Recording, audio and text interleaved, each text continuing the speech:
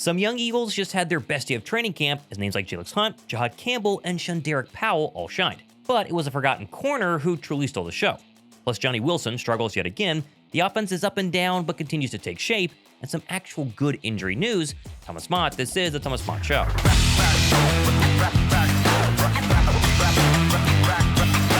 With day 6 of Eagles training camp officially in the books, I thought I'd start with an update on some of the forgotten names that everybody keeps asking me about in my comments section, starting with Nakobe Dean, who was the first player on the field this morning, like he's been the past couple of practices, to get some extra work in on that injured knee, as the Birds starting linebacker continues to push for a Week 1 return. And this morning's workout was especially notable, as the Athletics' Brooks Kubana mentioned that it was the most active he's seen Dean all offseason.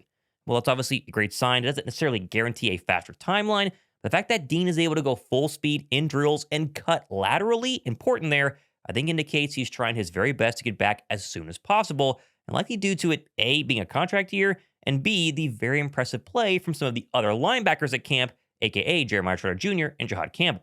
Now, will he be ready for Week 1? I personally still have my doubts despite the good news this morning, but it's another step in the right direction. I drop a thumbs up down below for that. Also, thumbs up for us being less than 1,300 subscribers away from my massive 100K subscriber giveaway. Eagles tickets, signed Eagles gear, jerseys, it's all happening very soon. Hit the sub button, drop a comment down below. Now, some other names people have been begging me to give an update on, and how about safety Lewis Cine, who, guess what? We actually have footage of him in an Eagles uniform. First time I've seen it during training camp right here. As the Georgia Bulldog was thought to potentially be in the mix for a starting spot, but according to EJ Smith this morning, Cine has only been getting reps with the 13 defense and has made no notable plays up to this point.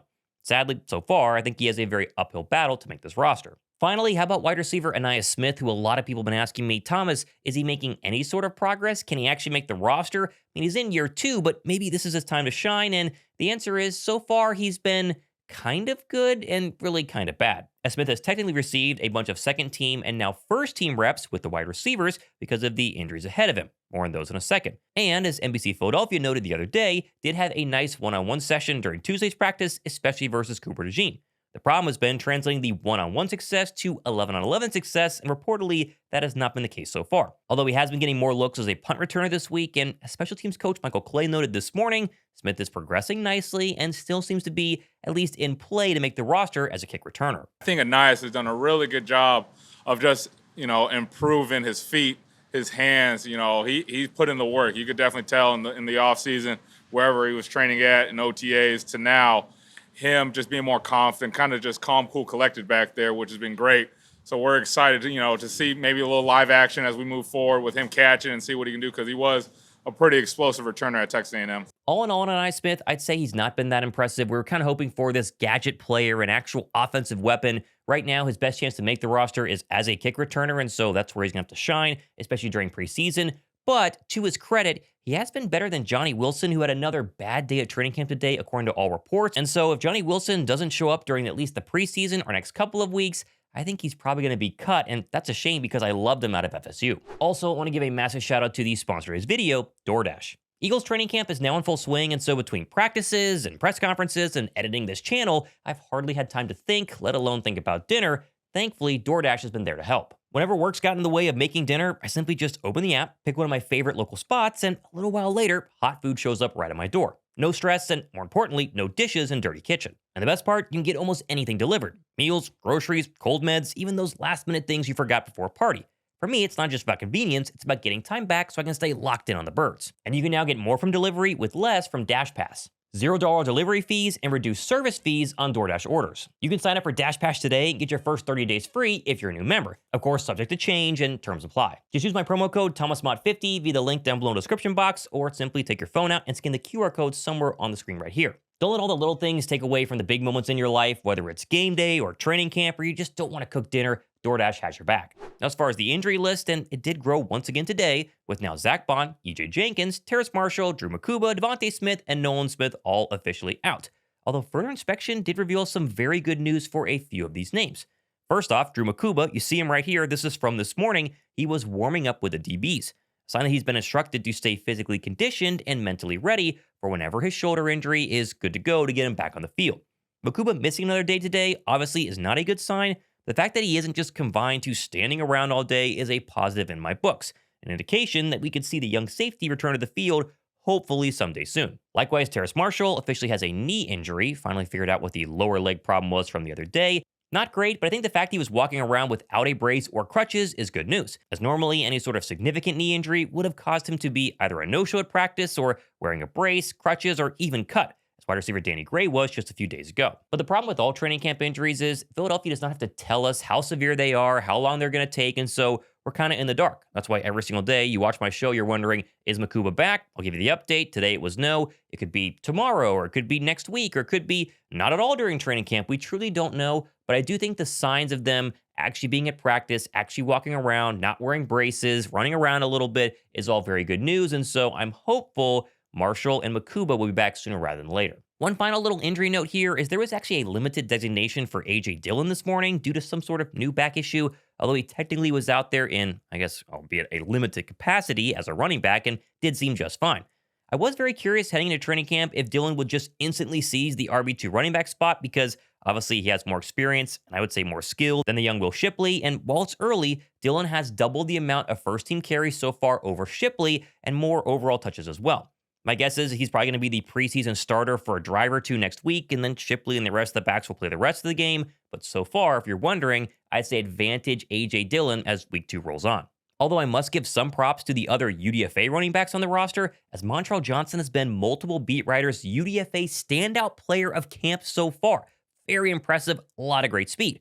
And also other UDFA, and Derek Powell flashed this morning with a couple of long runs against the third-team defense. Are they going to make the roster? Probably not. Practice squad, though, is something to keep an eye on here. The key factor is there are some UDFAs actually making noise, and 2 of the running backs are them. Now moving over to team drills today, and this was probably the most exciting day of practice so far, at least in my opinion, as not only did Jihaad Campbell get a few edge rusher snaps for the first time in 11-on-11s, but he was flying all over the field, actually tackling players to the ground when he was not supposed to because they were just in shells. He also blew up Ben Van Sumeren during a fantastic run-stuffing play, again showcasing his incredible power to go with that speed. Sadly, though, BBS hobbled off the field after that hit with some sort of lower leg injury. No update on this yet. Hopefully he's okay, but man, Jihaad Campbell has been an absolute monster. Yeah, really excited for him. It's been fun competing against him. Great dude. He's funny. He talks to you a lot. He asks questions. But, I mean, he's got everything you want from a linebacker. He's big. He's tall. He's strong. He's fast. He flies around and likes to hit. So, no, I'm really excited to see where he continues to go from here. And, I think he's got a bright future ahead of him. Likewise, linebacker Smael Mondon was also impressive today with multiple plays from his second-team linebacker spot. I don't think Vic is going to trust Mondon with any shot at actually winning the job, at least so far, but the future is extremely bright for the LB out of UGA. I think he's going to make some serious contributions on special teams in 2025. I feel like I'm getting settled in, still just trying to learn as I go. But I've been picking up things and then, learning from the vets, good leaders on this team. So they've been helping me out. Biggest adjustment, I mean, just in general from college to like the NFL, it's more like, you're like a grown man now. Georgia did a great job of preparing me, to get here. But like here, nobody's going to hold your hand and walk you through stuff. You got to be on it. You got to just get in your own routine, like we were talking about earlier, and just try to soak it in, learn from the vets. Moving over to some other young bucks flashing today, and what do you know, Jalyx Hunt and Jordan Davis both had a sack apiece during first-team 11-on-11s, with the latter big fellow continuing his very strong start to training camp. We obviously all know that Jordan Davis can definitely stop the run. He'll be able to do that again in 2025, but if he had, say, 5 sacks this season from a defensive tackle position, oh my goodness, he is going to get paid in a major way next year. The big highlights today, though, came from the Eagles secondary, as Adoree Jackson started once again with the ones, but Kelee Ringo, not to be outdone, mixed in against the ones as well, again, as usual. And Ringo himself had a pretty interesting day as he got beat a few times on some crossing routes with the twos, but then got the better of Johnny Wilson on a route in the back of the end zone. He continues to kind of be this hit-or-miss player, but I did like what BGN reporter Brandon Lee Gouton said during practice this morning, that, quote, at his best this summer, Kelee Ringo has run routes better than wide receivers he's defending. Just had a chance to get a pick, but couldn't make the contested grab. The lone interception of the day, though, came from none other than Eli Ricks, who got an overthrown ball from Jalen Hurts intended for Saquon Barkley for the second defensive interception of camp. And while sure, interceptions are normally a quarterback stat, people are going to focus on Jalen Hurts, the fact this was Eli Ricks running with the first-team defense is definitely the biggest news story of the day. Ricks has been getting some starter slot cornerback reps, especially today, including that play where he intercepted Jalen Hurts, and multiple reporters have been singing his praise the past couple of days for a very strong start to camp, for seemingly being one of the forgotten cornerbacks on this roster. Like Eli Ricks has all the physical tools to not only make this team, but make some noise in the cornerback battle, And maybe after some time just learning how to be a pro on the bench last year, he's finally ready to make his mark. Yeah, Eli, he's just a guy who just comes in every day. He competes, he works, and that's really with any corner in our group. We want to be a strong group from top to bottom. We want to compete and just go out and make plays. And that's obviously very exciting. But I will pump the brakes on Eli Ricks for 1 second here because he's getting first-team reps, but at slot cornerback, he's not gotten any first-team reps with the outside guys yet. And that's kind of the litmus test here, right? Can he make the roster as a backup nickel cornerback? For sure. I think he probably will. But what if he actually starts to press Adoree Jackson or Kelee Ringo the next couple of days? If he has a great preseason, couple of interceptions in a game, will Vic Fangio trust him to get a run at the starting cornerback job? I don't know. His physical traits, his size, his speed, his length is better suited on the outside. He's played both. But if this continues, maybe there's another cornerback entering the starting cornerback battle in camp so far. And Eli Ricks, a name we all know and love, might be making a little bit of noise. Now, the offense did have yet another lackluster day, with Jalen Hurts only throwing 6 completions in what was a very light 11-on-11 session. And while I know there are some people raising alarm bells because the offense is not beating the defense so far, let me just assure you that between no Devontae Smith, a brand new offensive coordinator, and it being also super early in camp, I'm not worried, and neither are beat writers in attendance, like, say, Tim McManus, who tweeted this today, quote, "The offense is missing Devontae Smith, who's been sidelined the last 3 sessions with back tightness.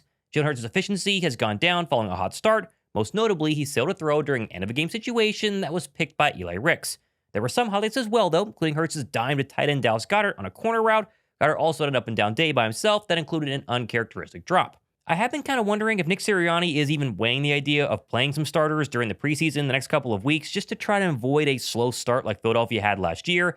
Again, new offensive coordinator, maybe you want to work things out, I don't know. Personally, I doubt he will just due to the experience of this group, but it's definitely still something to go ahead and monitor. Plus, Jalen Hurts was red hot a couple of days ago. The offense has all the time in the world to figure things out. Just stay tuned a couple of days and maybe it's going to get hot. In the end, though, I do think Dallas Goedert himself summed up the offense best after practice today, that there are tons of little mistakes right now, but they're going to learn from them to avoid it during the season. Yeah, I think you look at film when we go back and watch it, and it might not look great out there, and you just notice little things, little details, whether it's someone hears the play wrong, isn't sure its route, doesn't run its route, doesn't hold the guy that we need to get the ball somewhere else. It's just little details that we need to get cleaned up, and but I think we keep improving each day, and we just got to keep growing, make sure everybody knows their assignment, knows what they're doing, and it'll put us in the best position possible. And we have plenty more stuff happening the next couple of days and weeks. Philadelphia will practice on Friday, so tomorrow, off Saturday, and then back Sunday, Monday, getting ready for their very first preseason game. I'll obviously be at training camp on Tuesday of next week, and so if you're going to be there, let me know down below in the comments section. We'd love to say hi, and we keep marching towards 100,000 subs. Maybe it's going to happen the end of this week. I think the end of next week. Either way, once that happens, the giveaways can commence, and hopefully you guys go ahead and win. Make sure to subscribe, drop a like, leave a comment. I'm Thomas Mott, hanging out here on a Thursday. This has been the Thomas Mott Show.